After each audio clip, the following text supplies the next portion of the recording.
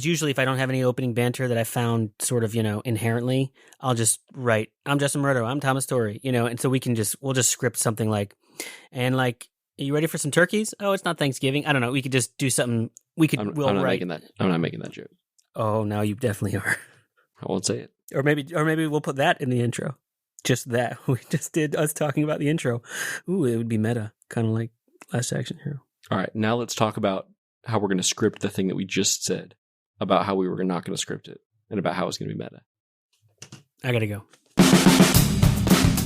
I'm a filmmaker. I'm a scientist. And we're two friends who've made movies together. And launched a company together. And we lost our money. And our identity. But we are finding ourselves again. And this is our podcast. This is it. Welcome. On today's episode, we're talking bomb turkeys that we love. These are movies that failed by most popular metrics, but somehow found their way into our respective hearts. Thomas picked one of his favorites that I hadn't seen. And Justin picked one of his that I hadn't seen. And then we picked one we both saw as kids. And in all three cases, we rewatched them today with fresh eyes to see if they still held up. Or if they are, in fact, turkeys full of bombs. It's a long-packed episode, not without a few skirmishes. Stay with us. And don't Google bomb turkey, or turkey bombs for that matter, because definitely don't do it on your work computer. I'm moving out of my office. Yeah, that's very exciting, I think. I am excited. Now, others don't know, I rent a 5-office suite in Main Street, Fort Mill. Awesome little historic downtown area. And I take one of the 5 offices, and then I sublease out the other 4 offices to other fellow freelance creatives and not so creatives. I put in new floors. I bought furniture for the common area, the foyer, got a little screening area, conference table, kitchenette. I pay for the Wi-Fi. I do all that. So I'm sort of the sub-landlord. And then I sublease out the offices. And in the good months, I made a couple $100. Most months, I just broke even, which was good because I got an office out of it. But there was a lot of turnover. But it never took me more than 30 days to fill an office, just posting on Craigslist or a Facebook forum. But it's been a struggle for a few months, haven't been able to fill them, and just sort of bleeding. And then, so I've always been sort of looking for potential replacement nearby, like maybe get out of the sublease game and just find a single private office that I can afford as opposed to paying for this full suite that I'm now bleeding on because I can only fill 1 or 2 of the offices. And I found one kind of accidentally. There's a venue building right in downtown, just a couple buildings away from where I am. They mostly do weddings, but it's a really nice house converted into a venue. And on a whim, I just called them, talked to the owner, and I said, you got a nice big house. Are there any rooms that are sort of unoccupied that you would consider renting out for an office space? Just so you can get some residual income if they're not being used. And she's like, well, actually, yeah, my office, I'm never there, and I'd be totally up for renting it out. So I went over and looked at it, and it is just a beautiful room. I mean, the building's a historical building, but it's been renovated, so it's nice, good condition. And this office is twice the size of the single office that I'm in now, which is the biggest of the 5. Of course, my little office suite now, there's no windows, which is good for post-production, but sometimes you just feel like a cave.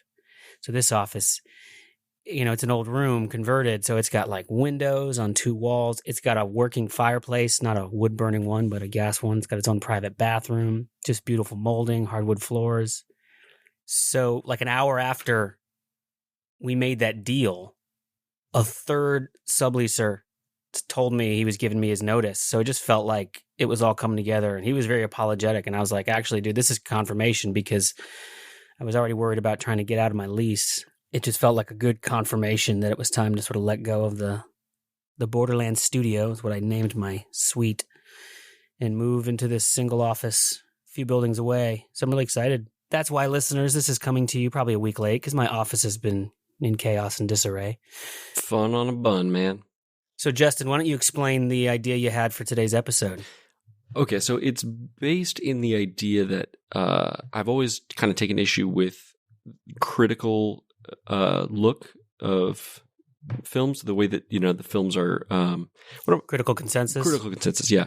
And I think it partly comes from, Thomas, a somewhat enlightening conversation that you and I had early in our partnership, where you talked about how people don't always know what they like. They need to be told what they like, right? And I realized that I've seen this in business, right? Like people, they think they know what they want, but they don't, and I think Apple is a great example of that. Like people Apple's like, nope, this is what you want. And then they're like, oh yeah, this is what we want. And they've done that time and time. Take my money. This is what I want. Right. And then, they change it. And anyway, and then people tell them that they love it and they love it. And with film, so often there are films that I will watch them without any, because it's just not in my, the way that I think to like, let me go see what critics think of this. More so now that I have less free time. But when I was younger, I would just like watch anything, right? And some things I loved, some things I hated. And then later realizing that like some of the things that I really enjoyed were just like panned by critics. And then a lot of times that would lead to, how the film would do financially, because people would be like, oh, the critics didn't like it, so I didn't like it. But I feel like a lot of times the critics, they have like a one-track mind. I'm going to go in and watch Transformers. And what I'm looking for is something that is going to touch me the way that Schindler's List did. And it's like, no, you have to put on different, glasses to go in to watch Transformers than you do to watch Schindler's List, or, they're so different. And I get it. You can still have stinkers that are, pure action. But anyway, that's always been my mind. It's like, if you can just step back and say, this movie is for an entertainment, it will entertain you. If you're not looking for an Oscar film or like something that's going to change your life, you can be entertained and it's a good film, as long as you know what you're getting into. Anyway, so what I thought for this week, what we would do is Thomas and I would each pick a movie that we really loved that maybe had a bad critical consensus that hopefully, if we could find them, that the other person has not seen, and that they would go into it blind. And then Thomas had the good idea of actually picking one that we both seen from our childhood and remember fondly that was, critically panned. And then we would go back and watch it fresh, which I thought that was a great idea. And so right now what we're going to do is we're going to tell the other person what our pick is. We're going to get their, naive thoughts on what it is, right? And we'll each kind of just give a brief, this is what I know about it, this is what my understanding is, and then we will stop recording and go watch them. Love it. Yeah, so it's interesting to talk about, when you think of a film that's quote unquote a failure, there's different metrics in the business of success. There is the monetary gross of the film, and that's relative. Obviously, a big Marvel movie has to make an even bigger amount worldwide, but a small indie film can make relatively. It can still be a hit when it makes 1/100th of the grosses. So there's still a general idea that the film did well financially. It's success. The second metric would be a critical success. The aggregate of critics generally favored this film, and which is why I like the aggregators like Rotten Tomatoes, or even better is Metacritic, just a better aggregator of critical consensus, because I like critics. I like art history. Critics offer perspective and a history that the average person doesn't. But any one or two, to your point, could be judging it just improperly. You have to judge a film by its terms, by what it sets out to do. And a lot of critics won't do that. But an aggregate can give you an idea that generally this film missed the mark. And what's really interesting, some films they're trying to thread a needle so small that it misses most critics. But if you love it, or a few people like us, we love it. And it just shows you that, sometimes if the needle is trying to be thread so small, you'll find fans like us, but in general, critics won't like it. Then the third metric would be sort of an audience consensus. Audience consensus is tough because unless it's a wide film that everybody who's going to watch a movie sees, you can have a fairly good sample size to determine an audience consensus. Otherwise, if it's a lesser seen film or just an average film, the audience scores will always skew towards fans, towards people that predisposed it. So like the film I'm going to suggest has a low critic consensus, but a higher audience consensus. But I still think it's generally regarded as a failure, both financially, critically, and in general. There's not a lot of nostalgia for it, so it sort of fits the bill. And the term for a box office failure is a bomb. The term for sort of a critical or, just a general failure is a turkey, So we're going to be talking about some bombs and turkeys, hopefully. These are films that didn't really do much for anybody, but they did something for us, respectively. My thought was, we're in this moment right now are not going to talk about what it is that those things did for us. Yeah, there's going to be 3 movies that we are each going to go watch between now and when we record the rest of this episode. Let's talk about the one we've both seen. So back in the 90s, I was a big fan of action movies, and Last Action Hero came out. And I freaking love that movie. I might have seen it in the theater. I don't know, but I bought the VHS, and I wore that VHS out. Come to find out, as I grew and came of age in film, it's regarded as one of the biggest commercial and critical flops of the 90s. It was such a big budget for, the biggest action star in the world at the time, and it really tanked commercially. So it made a lot of headlines because there was so much, the stakes were really high for it to succeed. But you can look up I'll pull up the tomato meter just because it's got a decent pulse. So it's 40% tomato meter, 47% audience score. So that is a bona fide bomb and a turkey that I loved as a kid, have not seen since I'm a teenager. Same. Justin, you reacted like, oh yeah, I think I liked that movie as a kid. You haven't seen it. So we're going to watch that movie and see if we love it just as much as when we were kids. And then we'll argue and defend why it's great. Or maybe we'll be like, does not hold up. Oh my gosh, this does not hold up. Now I see what everybody else saw. Yeah. So that's the first pick. So it came out in summer of 93. So I remember seeing it in the theaters. I think I was maybe 9 at the time. Yeah. I would have been 12 when it came out. And Thomas texted me and he said, what do you remember? Or do you remember this well? And I remember, like, as soon as he mentioned it, I remembered like the 4 most specific random details about the movie, but then that was it. And so, but I do remember really being in those ones, like again, I said there was this elevator scene. I just remember being gripped by like the kid falling off the elevator or something with like, so I'm really so curious to see how it holds up. I'm really curious how much our predisposed affections and affiliations bleed into this, because growing up, Schwarzenegger was probably my favorite action hero. But as a kid who loved movies, it's a movie about movies. Yeah. So it's like I'm already a sucker for 2 of those details. And for the other movies we mentioned, I wonder, like for the movie I'm going to suggest to you that you haven't seen, there's definitely a predisposed affection through the leading man. Yeah. It's just a guy I love. What I will say is that one of the things, and I'm just going to say this now because it popped in my head and I'll probably forget before we record again.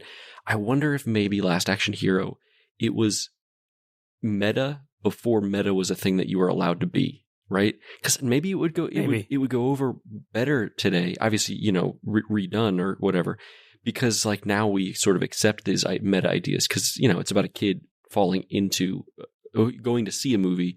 And then he ends up in the movie. And we are watching the movie about the kid who's then fallen into a movie. And so, maybe that was just too meta for 93. I don't know. I always dream about being so lucky to have Hollywood asking me what big tentpole, IPs that I'd want to direct or redo. And I think, assuming I love it on the rewatch, I'd be like, you know what? Last Action Hero needs a proper remake. And I'm the guy to do it. And would you cast Schwarzenegger again? Oh, he would have to be at least some supporting role, but probably not. Maybe the main guy. Oh my gosh, that would be genius. Like he's old. Ooh, we could have a tangent on remaking Last Action Hero. All right, Justin, what's your pick of the turkey, the bomb that you like that I haven't seen? So mine is called Orange County. I know that it's early Jack Black. It's a comedy, and I think Colin Hanks is also in it, or is that old school? No, Colin Hanks. This one has Colin Hanks. I don't think he's an old school, but yeah. I happen to love Jack Black. So I already am excited about watching a Jack Black movie, but if I search It's 46 for on the tomato meter. 46, so that's a great low critical score, and is it 61 for audience? So also pretty low. So that would indicate it's not skewing towards fans. So this feels like definitely a good pick. In my head, it's kind of a cult favorite. Like a lot of people mention it, but I don't really know. I've literally never met another person who liked this. No, but I think I'm confusing it with Old School, which is why I brought it up again. So I really don't know. So I'm going into it fairly blind, other than knowing the cast, and I'm excited to watch it. All right, my pick for you is The Lake House. Okay, what do you know about The Lake House? The Lake House. I know that it's starring Keanu Reeves, and I think Sandra Bullock is the... You are right. Okay, because at first I was thinking Rachel McAdams, but I was like, no, I think that's The Notebook, or maybe that's Rachel Weisz, or some Rachel. Nope. But in my mind, the first thing that popped into my head was the poster for The Notebook. And I don't even really fully know if Lake House is not a book by that same guy, because that's what it feels like in my head. I don't know. I mean, maybe it's not. I will say that I was convinced that the title of it was Mailboxes to Terabithia for some reason. So I think that there is something about the Postal Service in it. Maybe a crossover with Postman, the Kevin Costner film. Maybe it's a prequel. I'm not sure. I don't know. But I will say this. I do like Keanu Reeves as a person. I think he is just an amazing guy.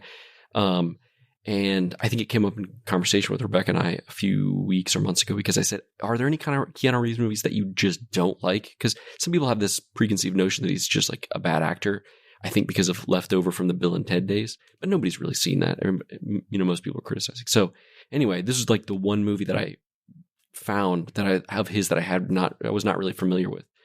And I didn't really read anything more about it. So Lake House, I mean, it's about vacation. I don't know. Maybe it's a horror film. Okay, I won't tell you anything about it because you're in for a treat if that's all you know. I've seen the film twice. I saw it in the theater with Amanda. It is not based on a Nicholas Sparks book, which is good news because The Notebook was a good movie, but a lot of his movies adaptations are stupid. Some of them are okay. So I saw it in the theater with Amanda and liked it, and then watched it again probably within a few years. But it's 2006, so I don't know. It's probably been at least 5 to 8 years before I've seen it. So I will watch it again and just for a third time and make sure that I can defend it as a film that I think is largely underrated. So this has the lowest critical score of all at 35% from 156 reviews. Now the audience score is way up at 73, and this might factor into some skewing because as I talk to people just in average life, people who might have seen it, they're kind of like, didn't like it. So it's not like it has a big cult following, I don't think, or nostalgia factor. So I think it qualifies. I think it's a good pick. And for Keanu Reeves, man, it's good to be a completist. So fill in the gaps. Yeah, and I'm gonna watch Orange County again. It's been a few years. I've seen this film way more than you've seen Lake House. I watched it quite a bit. Okay. I got the DVD in college, I think, and then just sort of wore it out. So, but I am going to go back and watch it again, even though at this point in my life, I don't have a DVD player. So, I think I said it was on HBOMax, right? Did I say that? Or, yeah, the only one I couldn't find streaming was Lake House. So I'll just have to rent that. We'll cut to a commercial, little break right now for, our sponsor. Is there any way that we can I know we don't have big, it's not like we have big Twitter follower accounts or anything. It would be interesting to get any sort of feedback from people. Maybe we just take a casual poll among people we know. Like, what are some films that you love that were, because then we just, to have a couple things to talk about. I'll throw on the Instagram right now, kind of our plan, and invite people to chime in. We'll talk to you in a couple minutes. Talk to you in a minute.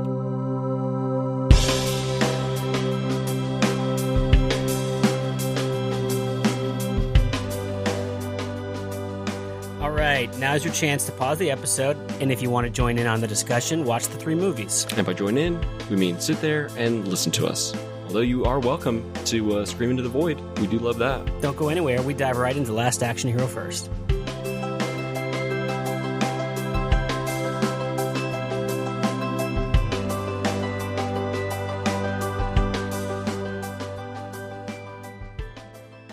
We're back from our break. We are.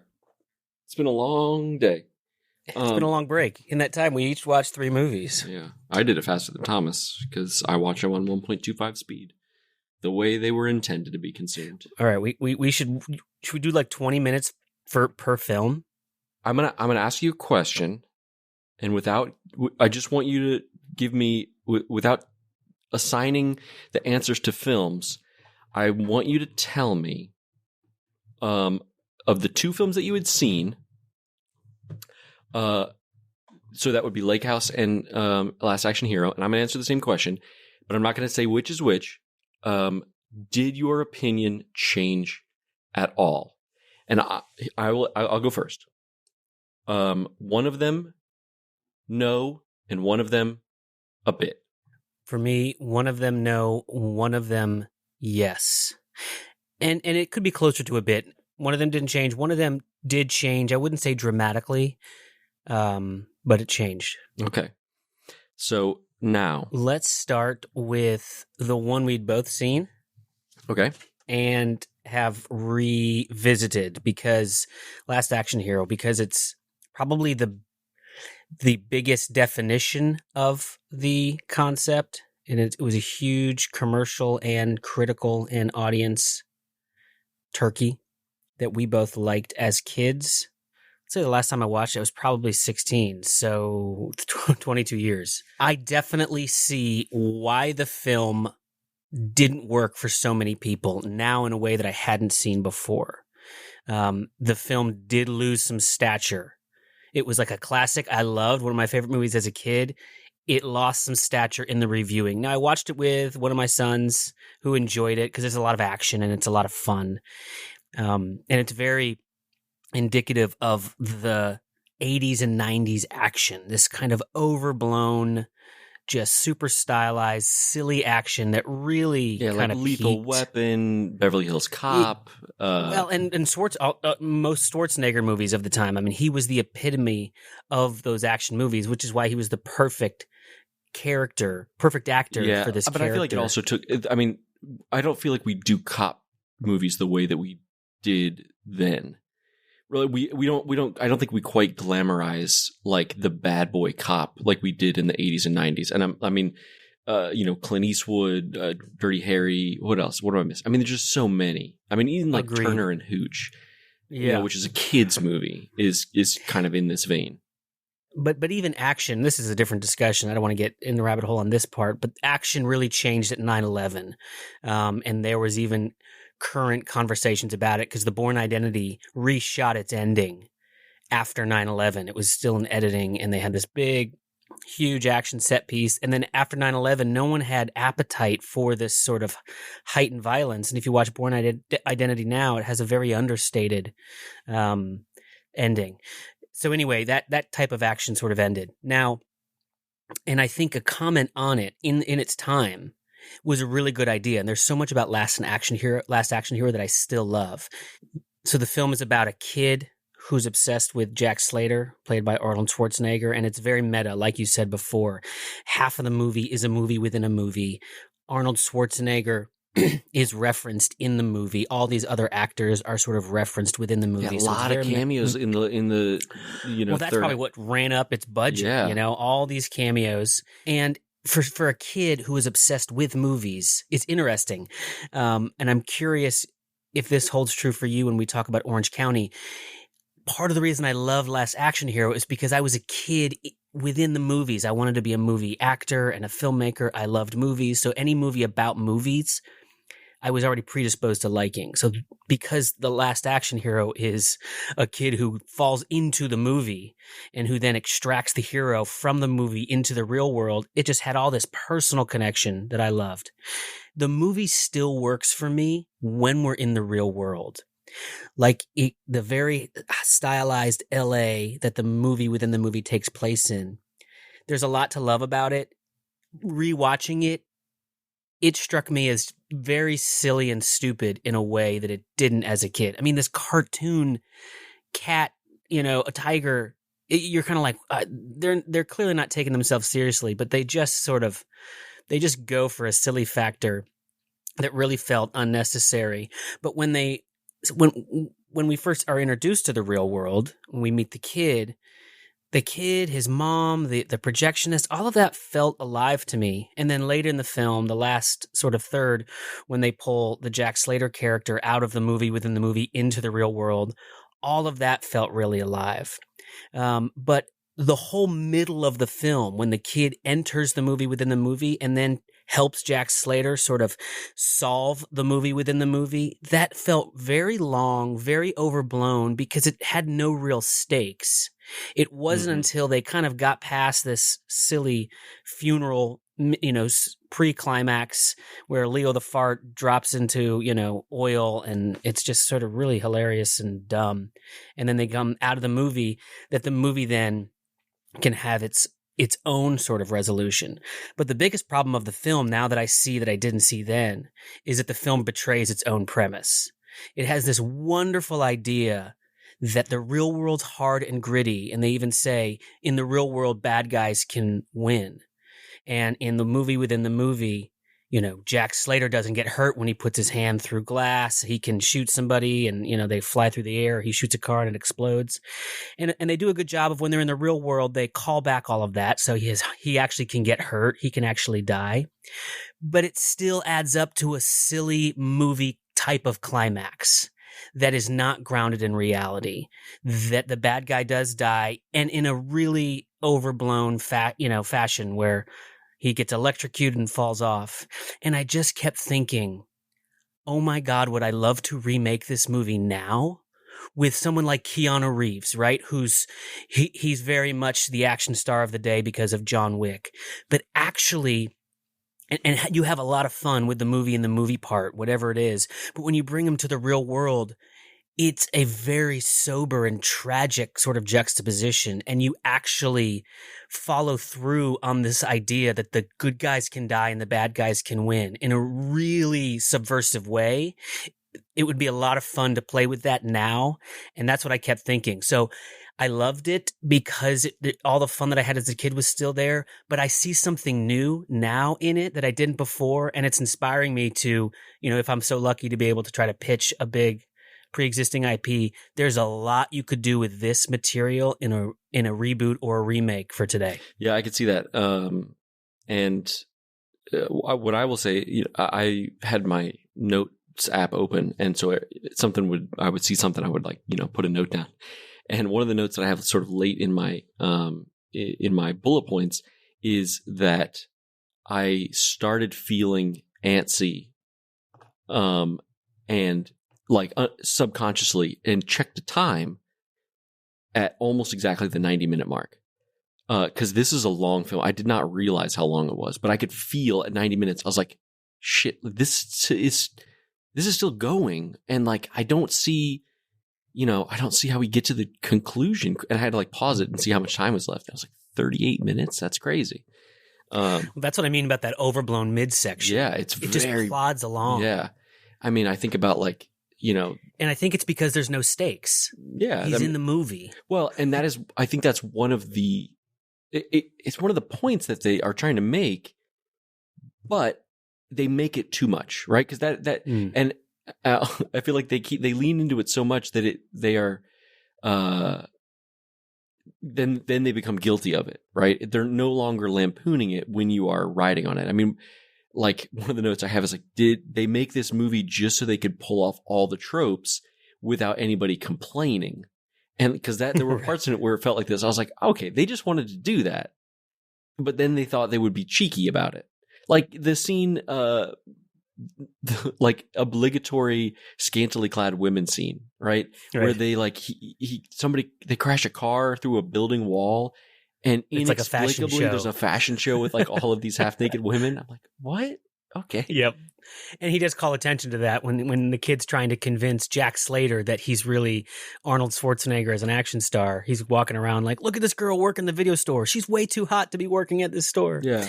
And I think Arnold Schwarzenegger doesn't get enough credit for his comedic ability. The drama that he's called to perform is not that strong, not that great, but the comedy still really works. Like it was always one of my favorite lines, and I would quote it all the time because Arnold Schwarzenegger, Jack Slater, the character, is being told, no, you're really Arnold Schwarzenegger playing an action star. So when he's in the real world, Jack Slater's like, right, I'm the famous comedian Arnold Braunschweiger.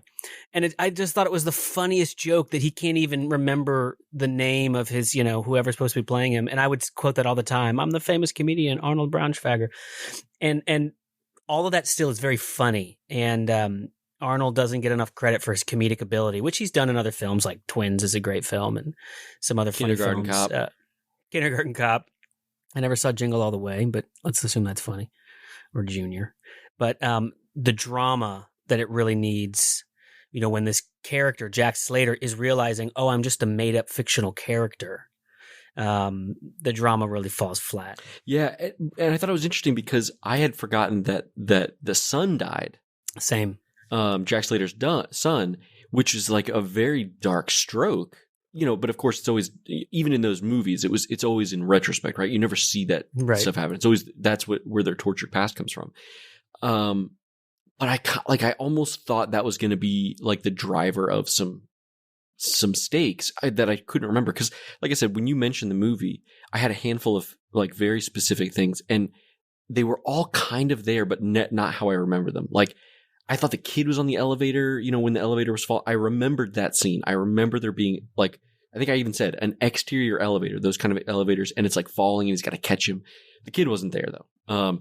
And then I remembered like the guy talking about Benedict Arnold, but that was like a conflation of the fact that the bad guy's name was Benedict with Arnold Schwarzenegger. But I thought I remember there being like a reference to, Benedict Arnold, who famously betrayed George Washington, right? I thought there was something about that, but there wasn't. Anyway. Well, you're probably conflating it with the names, but it's also great when F. Murray Abraham shows up. In the movie, he's John Practice, but it's played by F. Murray Abraham, who of course played Salieri, who killed Mozart in the great film Amadeus. And the kid, because it's meta, the kid's like, no, be careful about him. Yeah. He killed Mozart.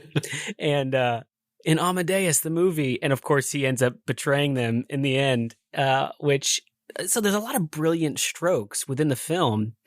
It just did like it, and I'm trying to think. So my opinion has changed. It was like a masterpiece when I was a kid. Now it's like it's a very flawed, good movie because even if I can forgive its overblown middle act, the fact that it betrays its own premise as severely as it does in its own climax is a conscious choice that they made at every step that the director or someone should have questioned. But I don't think they were making those kind of questions in a big popcorn movie of the 90s. In 2020s, we could do that. Yeah, because the way to fix that would have been, somebody would have had to pay darker the price. Ending. Yeah, exactly. It would have then been a film that you and I probably would not have been able to see. Right. But it also would not have been a 90s film. True. But yeah, there's some of the other things that like stuck out to me. The T-1000 reference, that was pretty funny. Robert Patrick walking through the door. Yeah, but like as a cop, like in the uniform of the T-1000. The T-1000. And then, but also, Sir Ian McKellen? What are you doing here? When he showed up, I was like, wait a minute. He plays Death. Well, that's how I knew him as a kid. I the next time he showed up, of course, he was probably a renowned actor at that point. That was already the first Sir time. Ian McKellen. Was he already knighted? Yeah. That was the first time I knew him because if this came out in 93, I would have been 11 or 12. And then I followed his career after that. And it was still a while before he would have played Magneto and Gandalf and become a superstar. When he showed up again, I was like, oh yeah, this was the first time I saw Ian McKellen because I knew who he was from that film. And yeah, there's the big climax in the movie premiere of the movie within the movie. And so all these stars are there. And it's great that, Van Damme and Stallone and Wesley Snipes, all these other action stars of the day are all sort of in on the joke. It kind of like funny, but then also felt like it was falling victim to the thing that it was making fun of was when Maria Shriver was telling Arnold in the line, like, don't plug the gyms, don't plug the restaurants. And then, and I'm too young to remember like if that was a thing that people really criticized him about is how he's always plugging his businesses. Maybe it was, And then he, of course, finds a way to work it in. And so it was kind of funny, but I was like, but he is also still plugging his shit on the. Yeah. Well, and that's where like those banter scenes between Arnold and Maurice Shriver, like they're great. Like he's actually really solid comedically there, which it just sucks that he didn't quite get there in the dramatic scenes where it really needed him.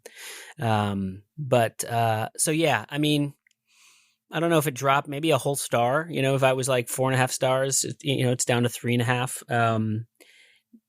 It sounds like you had a similar reaction to where it kind of lessened in your view, but my opinion is still higher than this obvious tomato meter score and the audience score.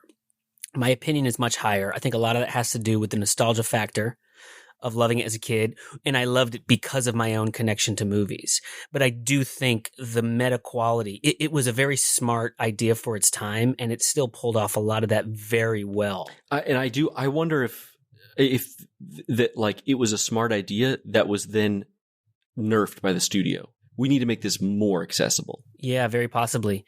And John McTiernan's a great kind of capable action director. So I do think it is not getting quite the respect and recognition that I think it deserves. But now, having seen it 20 years later, I do see some problems that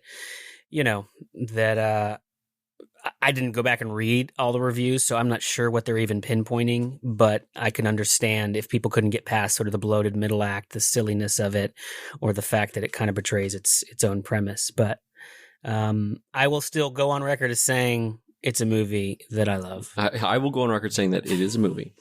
It's a movie that exists. Honestly, this one, it kind of gets to the crux, the seed of this, the idea for this episode for me, and that is, can a movie be enjoyable without necessarily being good? Great question. I threw around this idea, like I threw out, Transformers and like Michael Bay and like all that kind of stuff. And like, can I enjoy a movie even if it's like, and I don't mean in the B movie, like it's so bad it's good kind of way. Like I just want to laugh, but like, can I just be like, ironically, yeah, can I be like on my seat, excited about, and I feel like this was kind of the place where the Fast and the Furious movies existed before they came like this whole, like trying to rival Marvel for like dynasty level of, screen time minutes. But, I feel like Last Action Hero falls into that. Like, can I enjoy it even though it's not great? Yes. Because I would say that this is not a great film. Right. But I still enjoyed it. Yes.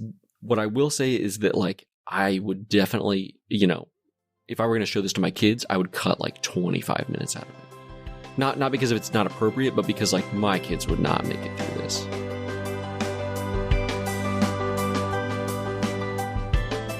All right, next up, our discussion of Orange County. I will eat your face!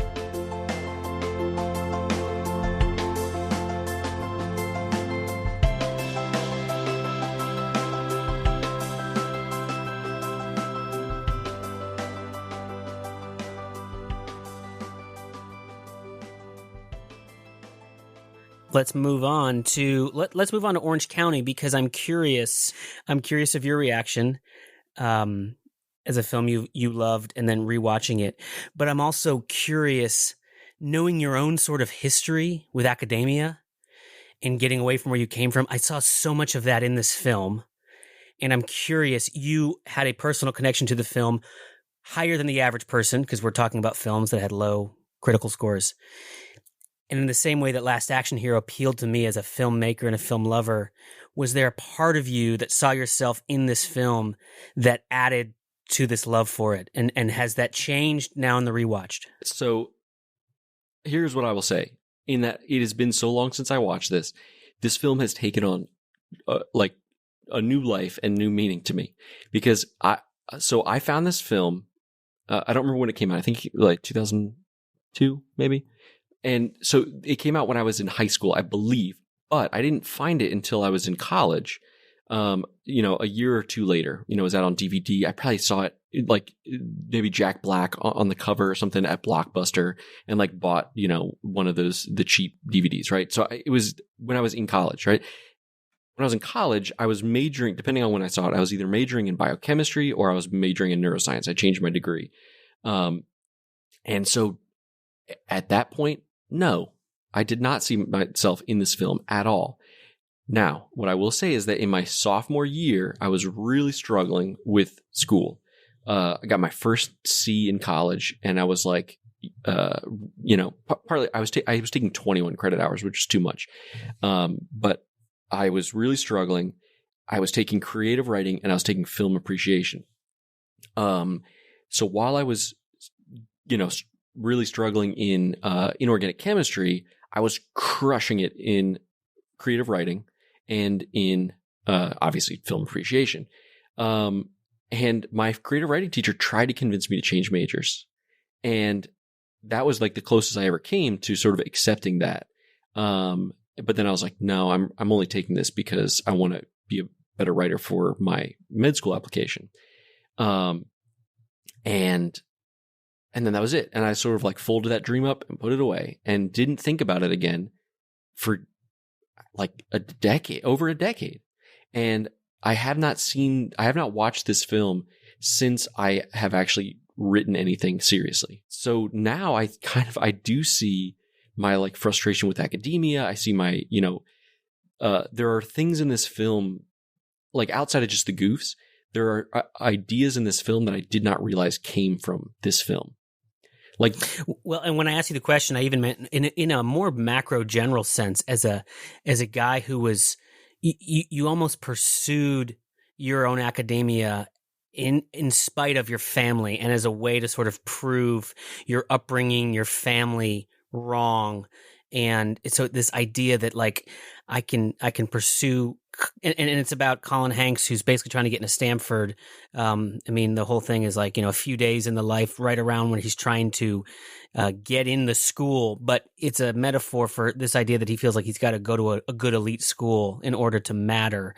And he comes to realize that actually being from Orange County and staying in Orange County could actually serve him better. So I guess I was thinking of more of that, just the guy trying to escape where he's from. Well, yeah, where he's from, both figuratively and literally. I'm not originally from North Carolina.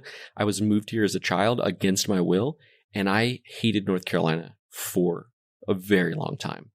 And honestly, it wasn't until I moved to the Northeast that I found an appreciation for North Carolina. And that all happened after this film, right? And so I could not wait to get out of North Carolina. And then, North Carolina still has issues, things that I don't love about it, but I definitely appreciate it more now than I did back then. But I feel like I did have to leave to be able to come back. Mm. And which I think, the film kind of gets into that. Like, so how, if at all, did your feelings about the film change? I would say that like my feelings about the film technically, like, in a technical sense, it was very, like you said, 90s, like the wardrobe was like just hard to look at. And, there was this one, it's funny, I haven't watched this film in forever. There's this one edit in the film that has driven me crazy since the first time I watched it. And I, like 10 minutes before that cut, I was like, oh yeah, that cut is coming up in a few minutes. And, it's in, Lily Tomlin plays the counselor, and it's in her office where like he's like standing across her desk, or across from her, like on the other side of her desk, and then she says something and he freaks out, and then he like runs over and grabs her by the shoulders. I'm like, where did the desk go? And it just like, he's like in a different part of the room. Is very anyway. So I would say in that sense, like the writing isn't as tight as I remember it, but I would say overall, like the goofs are still good. There are things that I say are from this film that I quote that I don't even remember are from this quote. Like, I love you. And, I love you, man. We don't say it enough. We don't say it enough. And it's true. And it's not the drugs. Like that. Or I've got all these ideas, man. I got all these ideas, like a big old hat with a big old boop. Just like Jack Black being such a, like, what is he even talking about? I still really enjoyed the film. And like I said, it's taken on a new meaning because of the fact that I now recognize the arc that I followed. And this idea that like you have to earn credentials. I guess this is what it boils down to. And this is one of the realizations that I've had in life, is that I spent a long time, and I think a lot of people spend their entire lives potentially being trapped by this notion that I need permission to do what I want to do. And we don't call it that. We don't necessarily see it that way, but it's that like, I want to be a writer. And the only way that I can be a writer is if I go to Harvard and professors at Harvard tell me I'm a good writer and they give me a degree, and then I can be a writer. And the Marcus Skinner, the character, Kevin Kline, Sean, the character, he says that to him, like, I want to be a great writer, but I'm afraid that if I don't, I don't even know what he says, something, either I stay in Orange County or if I don't come here and study. And he's like, well, don't worry about that. You are a good writer. Mm-hmm. You don't need to go, like, you don't need permission from Stanford to be a writer. Just go write. Now, that doesn't mean that you shouldn't study the craft and all this stuff, but it's like, why do I need their permission to do this? But an additional message of, and the place you're trying to escape from, Orange County, this sort of armpit of Southern California, could be the thing that actually makes you the great writer. Writing from this place of, like all the great writers. Yeah, he invokes all these writers who have really, difficult feelings about where they're from. James Joyce, Faulkner, like, and it's true. They did all like write about, very much influenced about their love-hate relationship with where they came from. And so, yeah, I feel like I don't know. It's weird. I don't know that if I were to watch it clean today, if it would have the same meaning.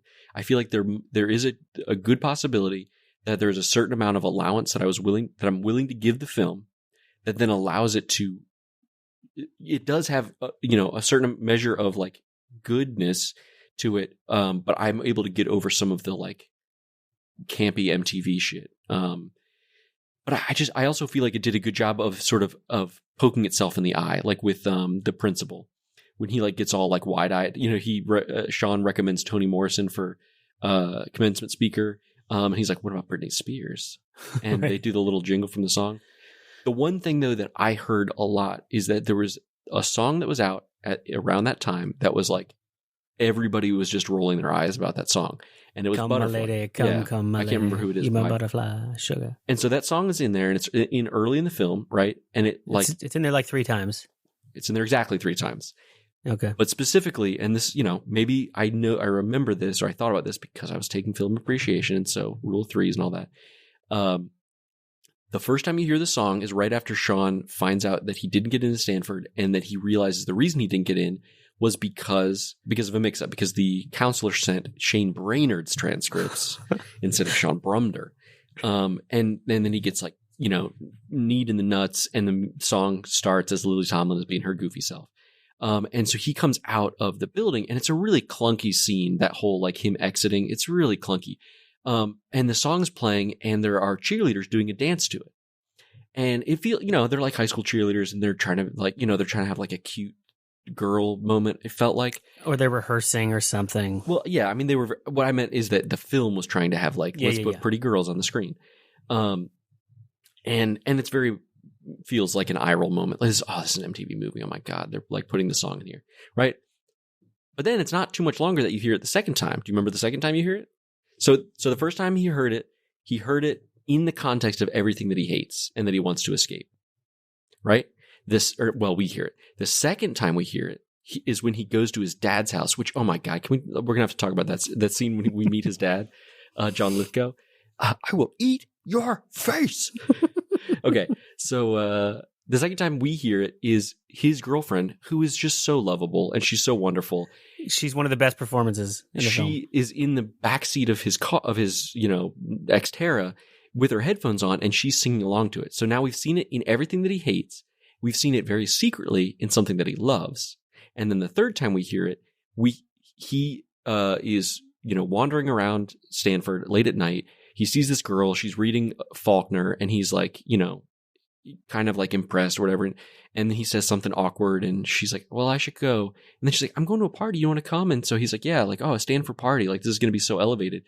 He gets there, and he's like, so you read a lot of Faulkner? And she's like, no, it's a requirement for class. It's kind of boring. I might just get the Cliff's Notes. And then you see his eyes go wide, and the song comes on, and then all the girls start screaming, and they do the exact same dance. It's a great moment. So it's like, that is the point when it's like, okay, it was eye rolly, and they recognize that. It's used to good effect.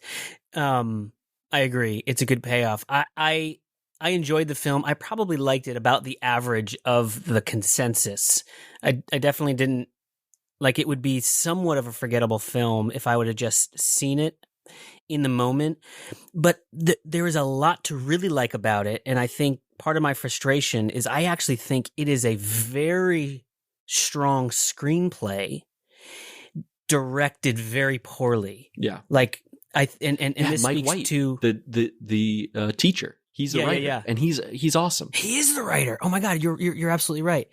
He's great. So Jake Kasdan is the director, and this is his most nuanced film. Look at his credits. He directed like Walk Hard, Jumanji. Yeah. He directs these very big, stupid, goofy, overblown films.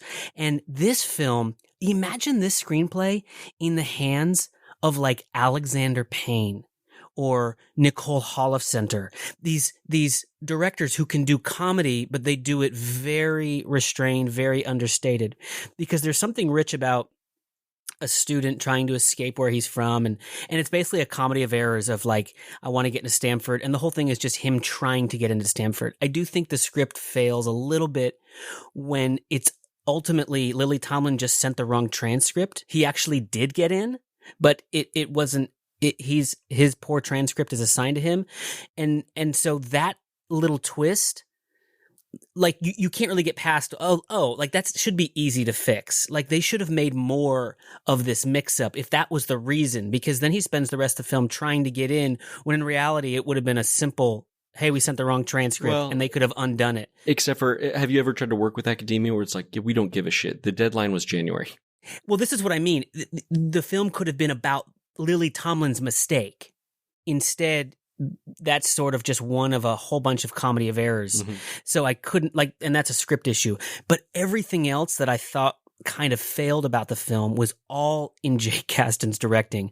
Now, he did a good thing with the use of Butterfly in kind of making you eye roll about it, but then actually using it for comedic effect.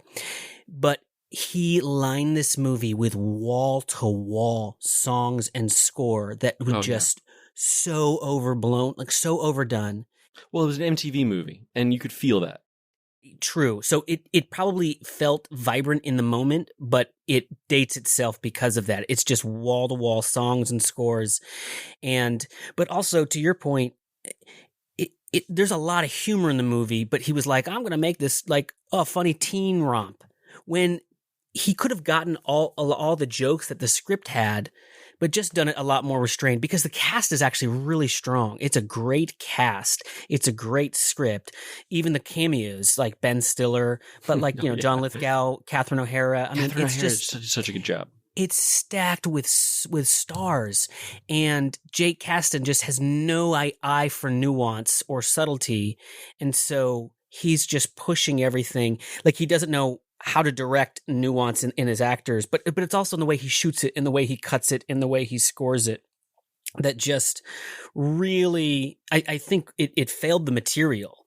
And it was probably very much, this is a time, like, this kind of script wouldn't be made today, or if it would, I don't know. I mean, it's very much a product of its time, where it's like, this script, MTV probably got its hands on it, and they're like, okay, here's the script, but there's only one kind of movie they're interested in making. It's one with a lot of music, with teenagers, that's going to be funny. When I just kept thinking the whole time, man, if Alexander Payne or Nicole Holofcener had their hands on this material, how much it would have been elevated, because it's a great little script. Yeah. I mean, the scene where the Mike White, who's the writer, he plays their high school English teacher, who's also in School of Rock. He plays the roommate, which he also wrote. But so that scene where he says, when I say Romeo and Juliet, who do you think of? And it's Claire Danes. Somebody yells out, and Sean's got his hand up, and it's Claire Danes. Who else? Leonardo DiCaprio. Oh, exactly. Yeah.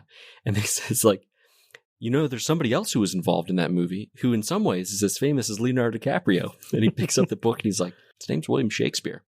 And he's responsible for a lot of great films. And then he's like, he actually says, well, Hamlet. The talented Mr. Ripley. Yes. Well, he's like the English teacher too, and he hands him back. He's like, "Yeah, pretty good. Like a lot of words, A lot of big words in here. He's like, It was pretty long. Didn't read it all. so that was sort of my take on watching it. It's 5 stars, and everyone should watch it.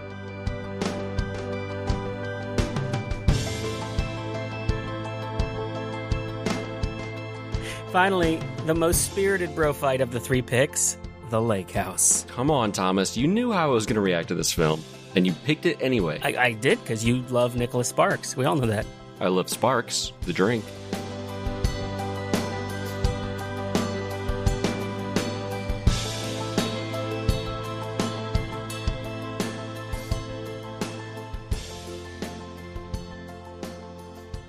All right, our final film, Lake House. So I saw it in the theater with Amanda, and then I saw it once more, and then it's probably been 10 plus years, so I rewatched it. I don't know why this movie works for me so well, but it still works.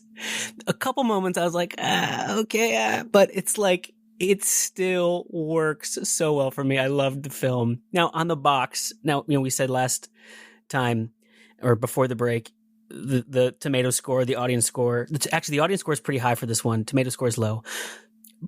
But I didn't realize till I held the DVD that Ebert and Roper gave it 2 thumbs up, and they're respected critics. And those are your boys. Those are my boys. Roger Ebert is just my boy. So if Roger Ebert likes something, so I was like, okay, so there's enough. This isn't as big a turkey as the others potentially, because it is overwhelmingly thought to be a failure of a movie, both critically and commercially, but enough respected critics liked it. And I'm trying to think of why it still worked for me. And as I'm watching it, I love Keanu Reeves, so I'm sort of a sucker for Keanu Reeves, and it's always fun seeing him in a romantic, dramatic role, playing against type. Even for the time, he didn't play that sort of thing. And repairing him with Sandra Bullock, famously, they'd made Speed together, and so it's like repairing them. But Sandra Bullock is so good. She really makes the movie. I mean, there are some scenes of just watching what she does with her eyes and her face with no dialogue that just fully embodies sort of the heartache that she's going through. I mean, she's in a rut in life. We don't really even know why. She's just sort of suffering from it. And yeah, she kind of ultimately finds it in the love of a man. And I wouldn't call that problematic. You could call it tropey, but it's done well because I believed it. I believed her. But the whole time travel element mostly worked for me because, we love sci-fi. This isn't science fiction, but it deals with time travel. And so we've seen all the time travel films. And I think there's room for like when you want to play with a simple time travel conceit. And so it's a film that just plays with a simple time travel conceit, and it plays with one idea, this idea that there's a lake house that's somehow caught in this time thing. They don't explain it, but Sandra Bullock leaves a letter in the mailbox, and Keanu Reeves 2 years earlier gets it. And so they start this correspondence that only this mailbox can really transfer. And there's no great physics twist midway through where some new thing happens. It just takes one simple idea and builds a romance around it. It's not even trying to explore the sci-fi. So it doesn't do too much with ultimately a fantastical idea. And it's not even trying to explain it with sort of physics jargon. That would have just made it worse by trying to somehow explain the conceit. But I think it works because it's ultimately it's Sandra Bullock and Keanu Reeves. That's the reason. And I thought it was directed well. There's a restraint there. But I think of that scene where they meet for the first time. Now Sandra Bullock is in the past, so she doesn't know it's Keanu Reeves. They're at this dinner party. It's her birthday, actually. So he's a stranger to her, and they sit in the porch. The entire scene is one take. The camera's just sitting there, and these two actors are just talking, getting to know each other. And it is just a beautiful document of performance and acting. I mean, Keanu Reeves, like you said, gets sort of a bad rap for acting, and I kind of want to set the record straight of like he's not as versatile as Daniel Day-Lewis or Christian Bale, but he can do things that no other actor can do. And it's largely because of who Keanu Reeves is as a man. He is the way he is. He talks the way he talks. He thinks the way he thinks. He looks the way he looks, like he uses his eyes in a certain way. And sometimes that can come across as sort of a stiltedness, but because of who Keanu Reeves is, he can play roles and do things that no other actor can do just because they're not like that.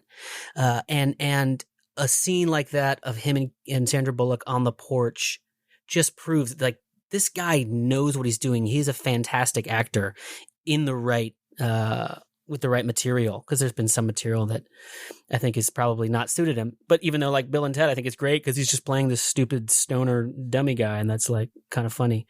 So I just kind of had to chuckle because I was fully prepared, even early in when they're kind of getting to know each other through this time travel conceit, and they take a walk together around the town. It was a little cheesy, and it was like, all right, we're already skipping past, like we're moving really quick because ultimately where the film wants to go, they need to get past that. And I thought it was going to break down for me. And I was like, oh man, I think this film's going to end up failing for me on this new viewing, but it didn't. By the end, I was there, I was into it.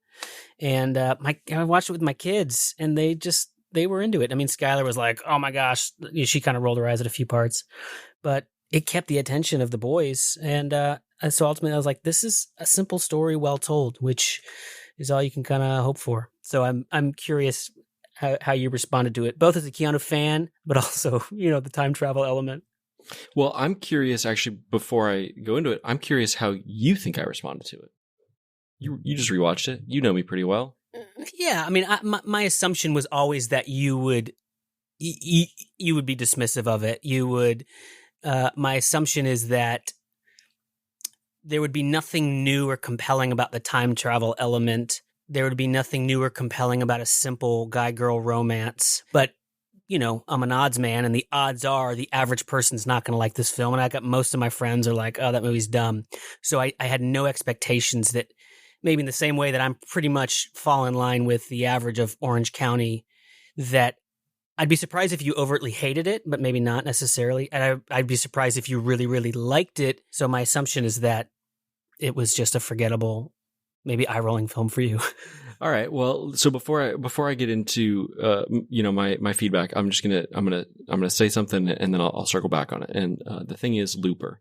All right. So my first note is that they like really jumped into the shtick.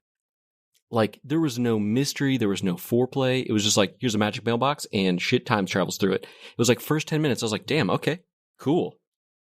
I guess that's where I got the idea of mailboxes to Terabithia or something. I don't know. I agree. They jumped, and that's sort of where I was going when they kind of do their walk through the park. I was like, oh, we're really speeding through this. Oh, and yeah. The relationship, I was like, what is happening here? Like, I had to look at Rebecca and be like, is this normal? Like, they've been talking to each other for like 3 days and they're like already, like making plans and stuff. I agree. It was too fast. And it was that moment that I thought, you know what? If someone's going to like do the remake treatment for this, because it was a remake of a foreign film, and I'd be really curious to see the foreign film to see how more nuanced that would be. But it made me realize like this could be a limited series or a series, because I agree. There's a great few minutes of mystery when he first happens upon it, but because they've got plot and story to get through, they kind of just blow through it. Magic mailbox. Yep, now we're in love. Because ultimately, it's not about them discovering the mailbox or them falling in love. It's about them waiting for each other. I mean, it's about other things. Yeah, I feel like they could have done something, and maybe you're right. They would need more time, but like correspondence between them before they realized, because it's like 2 letters in. It's like, or literally, maybe it's actually the second letter. It's like, well, today, this is actually 2006, yes, not 2008. And she's like, I got the date right. And they're like, wait, is this really happening? And it's like, wait, but nobody actually said what was happening. They just sort of like jumped to like, no, without either of them saying it, they both knew that it was a magic mailbox that sent letters through time. And then they were just cool with it.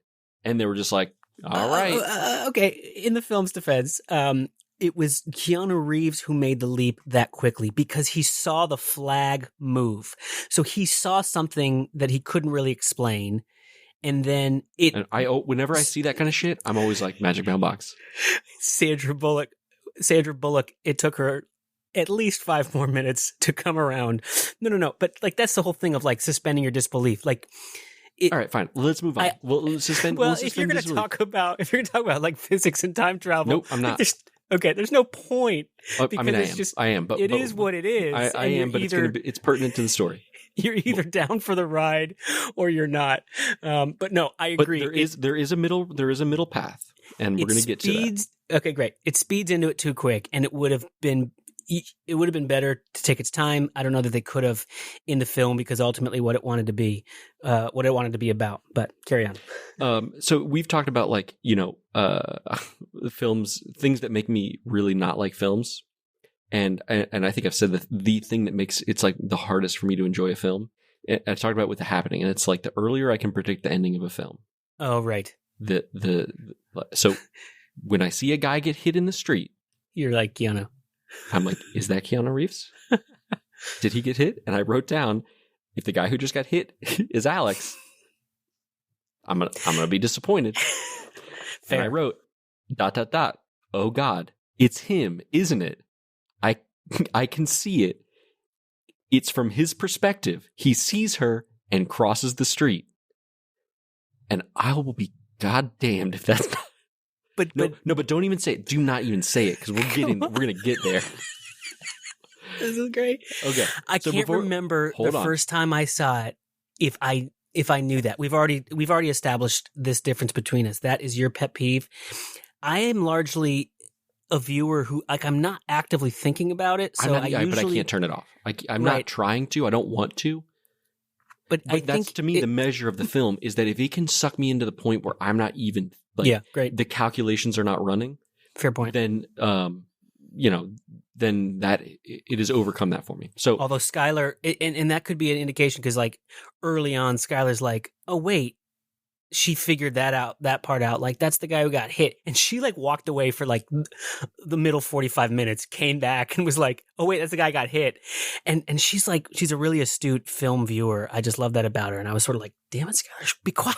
Like, your brothers haven't seen, you're ruining this. All right. Now I want to talk about the thing that was like, it was difficult to contend with in the watching of the film. And that is storytelling by voiceover.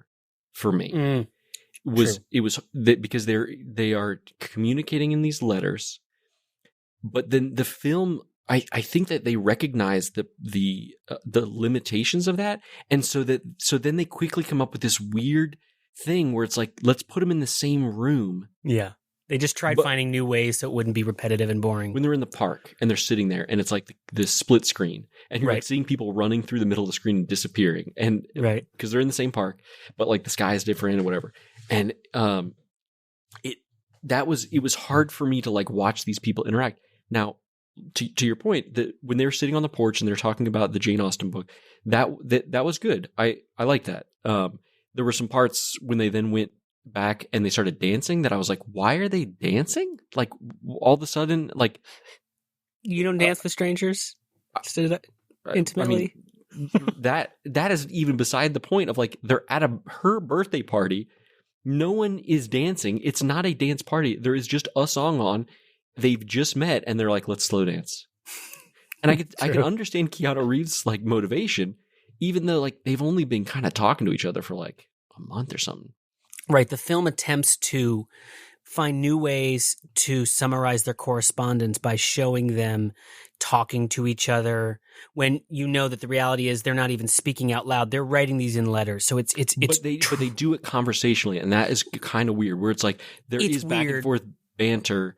It is, but my kids, they end up having a conversation. My kids. It confused them. Yeah, because they're like, what's happening? And I think it was fine for me. I don't know that it was the right way to do it, because the conversation part, I mean, they already established that they could write words, put it in the mailbox. They could have essentially a quick conversation if they're both standing at the mailbox. So that's sort of the way that would happen. Yeah, but they're like having this conversation like in the like lunchroom at the hospital. No, I know. And I think the idea is like, we're going to just show a different way just so we're not doing the same thing over and over. I don't think we're meant to think they're actually talking out loud. No, I don't think they are at all. I think it was like that was their way of trying to fix the limitation. It's almost like this would have been better as a book. I mean, true. But also, I think we can also assume much more time has passed than is presented. I mean, he's ostensibly fixing up that house for months.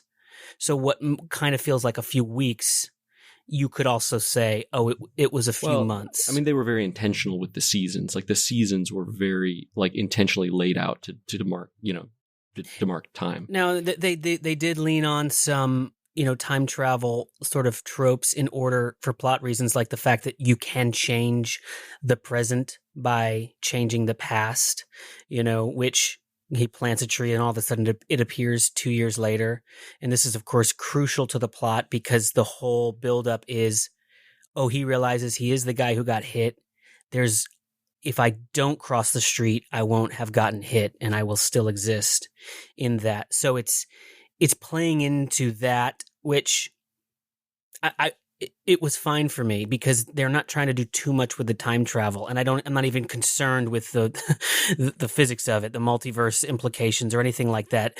Other movies later can explore that. But I don't know if you as a neuroscientist just get hung up anytime time travel is sort of abused? Casually abused. How do you call that an abuse when it's just sort of like what was the first thing I said before I started my review? Looper. Time travel abuse, right? Well, okay. I feel like you can argue that Looper abuses it because it is hanging everything on this conceit. No, it is about time travel. Okay, so this film is not hanging it on this. Maybe, it's a magic mailbox. It's a magic mailbox, it's but just there's and it would be fine. And I am not like a time travel purist. It is that if this is the kind of time travel that is allowed, there are no stakes. Nothing matters. Interesting. Everything can be fixed. But then there are also other silly things where it's like, not for them because they each have one timeline. What? No, they don't. Otherwise, a tree couldn't appear. That's the thing. What you just said, that's a different kind of time travel.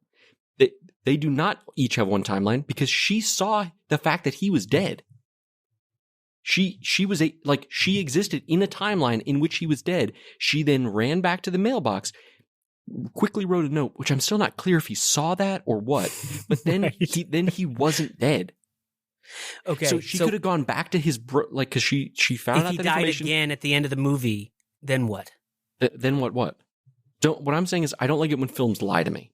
I like that even less than when they telegraph. When a film lies to me and it sets something up and it lays out rules and then it like pulls this sort of like, oh no, everyone, as it's dawning on everyone that he's going to die and it's going to be this like tragic ending, then she's like, nope, I got it. I'm going to send him a note, and it's going to be just in the nick of time. That I was okay with that because it set up the rule that you can change her timeline with things he does in the past by planting the tree. But you also set up that it can't be fixed by the fact that they essentially break off their relationship because he doesn't show up to dinner. Now, he doesn't show up because he's dead. Right. But that he should have showed up to dinner because he doesn't end up dying. But that's only in the later version of her timeline. This is now we're getting in the weeds on time travel. So there's two timelines. There's her 2006 and him 2004. But it does make a difference. And it's him 2006 who died. 2004 hasn't yet died yet. And that one ends up saving himself. But if 2004 became 2006, he would have still died and she would have never seen him again. So they have stakes for them. Now there's this multiverse implication where there's no stakes because they can keep reliving it. But the Sandra Bullock we're following would never have seen him again. Right. So the idea is that he died, which then what's the word I'm looking for? It motivated her to quickly run home because of course she finds out that he died exactly 2 years to the day after it happened. It's a movie, of course. So she finds out that he died, which motivates her to run home and write a letter, which then keeps him from dying. So then he wouldn't have died in the timeline, and his brother wouldn't have then disclosed that to her. So she wouldn't have then gone to the mailbox to write that letter. So then he would have died. And this is how paradoxes work. The thing that motivated her would have been undone by the thing that she did. Got it. True. Right. That one act, it wouldn't have just been a tree appears. It would have had this whole ripple effect that would have undone everything. Well, it would have undone like the thing that motivated her action, which was the brother saying he died 2 years ago. Well, and the fact that she went and visited because of that tragedy, the doctor said, go take some time off. And she goes to the lake house. Yep. Good point. So it would have undone all that. True. Fair. Now, as Roger Ebert often says, if it doesn't bother you in the moment, it can still work. Because if you were thinking about these things in the moment, you were probably indicative of a lot of people that it didn't work for that part. None of that I thought about in the moment. And I was just sort of, caught up by Keanu and Sandra Bullock. I also feel like, I like Keanu, but I would not say across the board his performance was great in this film. I mean, like, the part where where he starts crying and it's like, did somebody just say, Keanu, what do, see the cry, Skylar laughed at the cry too. He's really crying. He cries awkwardly. This is where I'm talking about, like, Keanu is, he has mannerisms that are just, they come across very awkward. Like when he's reading the book and he's just like, oh, like he's really, like his eyes are dripping tears. Like it is a very powerful, real moment of acting. And then he goes in the full on and it looks silly because it looks put upon. And maybe it is. And if it is, then that was a bad choice. And the director should have been like, well, but even if it's real, movies aren't about showing us what's real. That's why you say, you've said this to me, like you never see anyone say goodbye on a phone call. Fair. Because like we don't need to hear that. We just we assume they know. Yeah. It's not like, well, hey, you hung up on me. You didn't say I love you. It's, oh God. Like we just don't want to see that in a film. And this is, could be one of those things. And I thought like the whole thing with the dad was kind of an unnecessary thread. Like I didn't really get what that was about. Yeah. So it sounds like you're firmly within the consensus, if not even more so on the negative side. I still think it's a great movie, and I will defend it because I enjoyed it. And at the end of the day, I might argue that it's a good movie that I enjoyed, but I wouldn't necessarily. If someone's like, "No, you can still enjoy it, but it's not a good movie," then I'm not really going to fight them on it. But it does make me wonder how much does. If we could if there was a way to step back and objectively measure how much does our nostalgia factor in, it does feel like perhaps more than we would each, because this feels like kind of like a double-blind experiment. All right, here's some of our listeners. Here's some of their, when we threw out it, all right, what are some turkey bombs that you all secretly love? Brandon Willett said Waterworld. That is a great pick. Because that is both a commercial failure, a critical failure. Takes a dump on that movie. It's a great movie. I enjoy it so much. I remember I didn't see it when it first came out. So I existed in a world where Waterworld was a terrible film for years before I finally saw it. And I was like, wait, that was like, I liked that. What's wrong with me? I saw it in the theater and I liked it. And then I discovered, after the fact in real time, this movie is failing publicly in the public conscious. And I was like, I liked it, and I bought the VHS, rewatched it, liked it, but then just watched it with my family 20 years later, and everybody loved it. It's like Mad Max on the water. Like, Are you kidding me? Like, so that's a great pick, Brandon Willett. Osmosis Jones, didn't see that movie. Saw it, yeah, it's so long. I mean, I watched it, I think, with my little brother when he was like 5. So like 18, 16 years ago. I don't know. I remember being silly, but not memorable. Spence Hoffman said Bright with Will Smith. Now, that was like Netflix's first big budget original release. I don't know if it would qualify. I think it was generally loathed, but it wasn't like a big enough of a... Maybe. It's definitely harder to quantify because it was Netflix and there was... I didn't see it. It looked terrible. I mean, like, we can't quantify how it did. I can tell you that they changed the cover art on the box from being Will Smith and sort of whatever like ogre he was partnered with to like some girl like looking mysteriously at the camera. Like, I remember seeing it and be like, what's this film? And then I realized I was like, oh, wait, this is that film that I'm not supposed to watch. Dare I say this publicly from Eric Brown? I mean, he put it out there, so. Cool as Ice, starring Vanilla Ice. I haven't seen it, but that sounds like a great pick. Cool as Ice looks like it's from the 80s. Man, I don't know if this is in the same time, but you remember Cool World? Man, early Brad Pitt. Yeah, never saw it, but Charlie Kuntz, our buddy, he said Multiplicity with Michael Keaton. Huh. I think that's a good pick. I haven't seen it, but I think it was considered a big failure. Why is it that I think that you've seen so many movies, and it turns out that I've seen like 100 times as many movies as you? Because there's no way you've seen 100 times as many movies as me. I mean, I've seen all, maybe from the 90s. Yeah. I guess I was watching. I was a latchkey kid, so I guess I did rent a lot of Blockbuster films to watch when I was home alone. A couple people suggested ones that I immediately said, nope, that does not qualify. Like Say Anything, no way, that movie's beloved. 10 Things I Hate About You, no way, that movie's beloved. No, that movie is too good. And it's great. And I said, no way, that movie's beloved. She said, oh, good to know. It's like, you thought you liked a turkey? No way. But someone did say, ooh, you like The Lake House? Yikes, that was a bad one. Well, thanks, Jeff.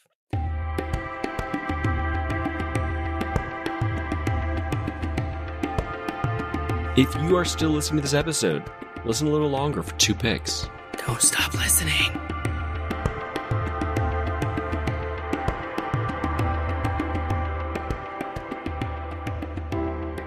All right, 2 picks. Just leading right off our conversation, have you seen Rudy from 1993, I think? Yeah. Yes. Before? Yep. Did you like it? Do you remember liking it? I don't. I mean, I'm not a sports guy, so I remember being kind of bored. Yeah. That is my pick. I loved it as a kid. Similar thing, I wore out the VHS. I've been wanting to watch it as an adult with my kids, but we watched it, and good Lord, is it a good movie. I mean, it not only held up, I mean, it's not, this is not part of the turkey conversation at all. That movie was critically loved and it was commercially loved. It's an icon. Rudy. I mean, it's kind of in the public conscious, but it holds up in such a way of like, this is just solid storytelling. The only thing it missteps now, it feels dated, is the score. It's a little too sentimental and it's a little too pervasive, very much of its time. But if you could make the same exact movie now, don't change a thing. Just adjust its score and it would feel like a very well-made film now. It is a sports movie, but something that I watch now that I didn't see then is it's about a guy pursuing the dream.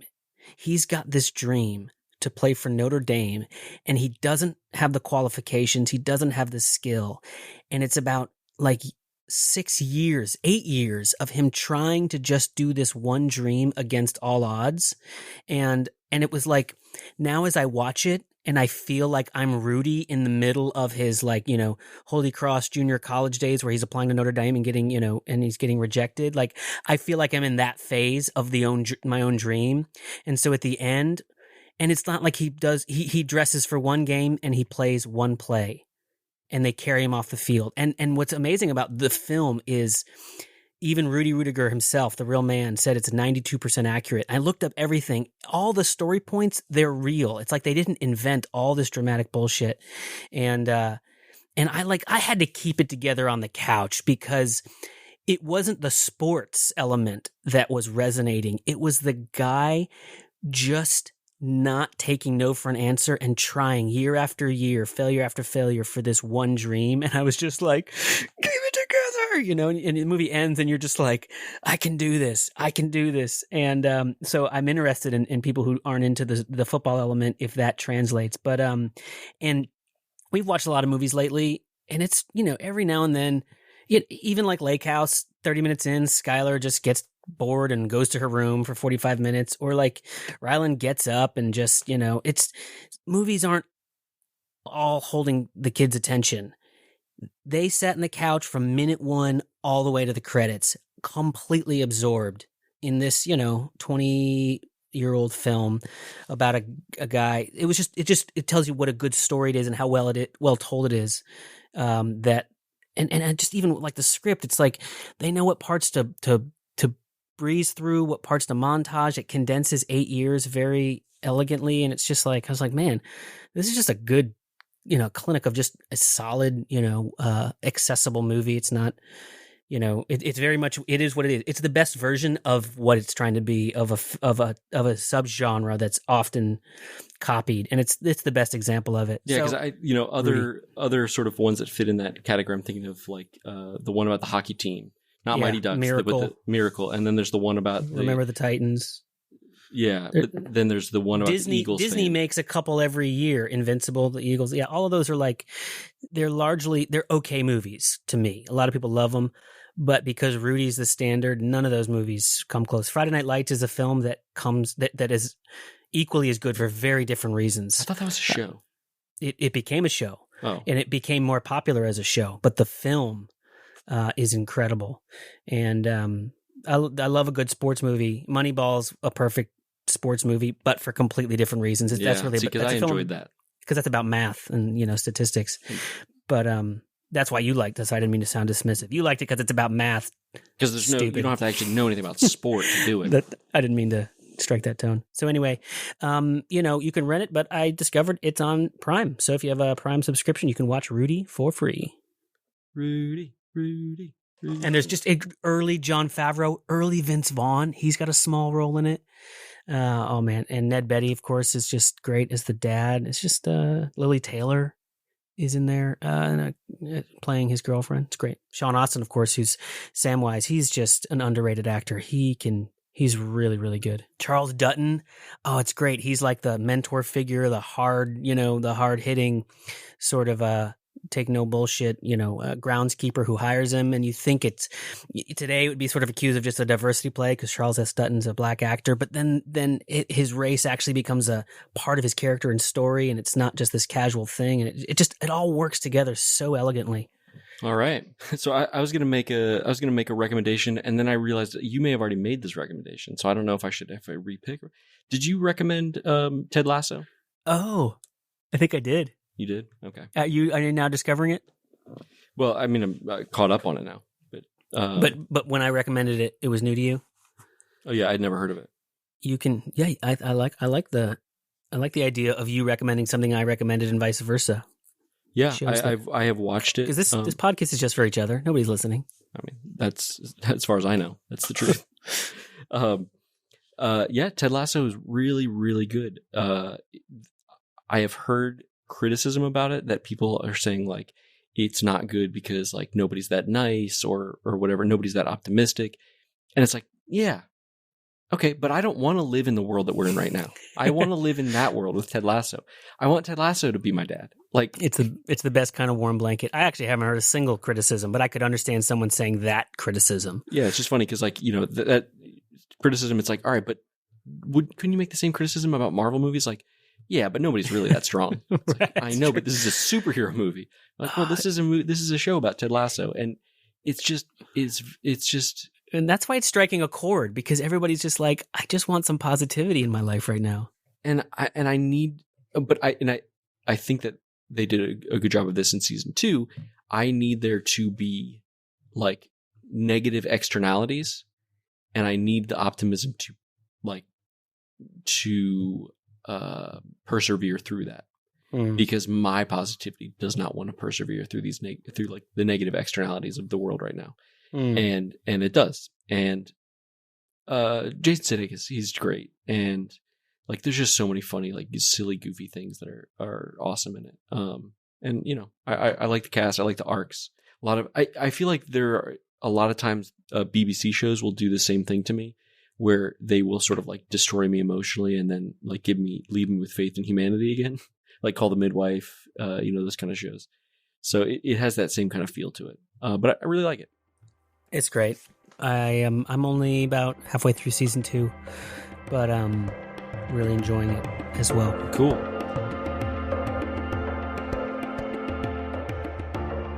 Thanks for listening. Help us grow our audience by by subscribing to this podcast wherever you listen, Apple Podcasts, Spotify, elsewhere. Rate us, review us, tell your friends about us, and thanks for everyone who chimed in and commented on their favorite bomb turkeys. And after listening to this episode, if you thought of another movie that you think qualifies, find us on Instagram or Facebook or email us, hey@twofriendswithapodcast.com. Justin, where can people find us on Instagram? They can find us at twofriendspod on Instagram. And people, give Thomas some love. He's really trying to turn this bomb turkey into a thing. He needs a new entry for his Wikipedia. And if you are Googling bomb turkeys, just go over to thomasstory.com and find my films, or find us at Bad Theology at badtheologypictures.com. Thanks for listening, everybody. Thank you, everybody. We did it. We did it and we made it. Oh, God, I'm so hungry now.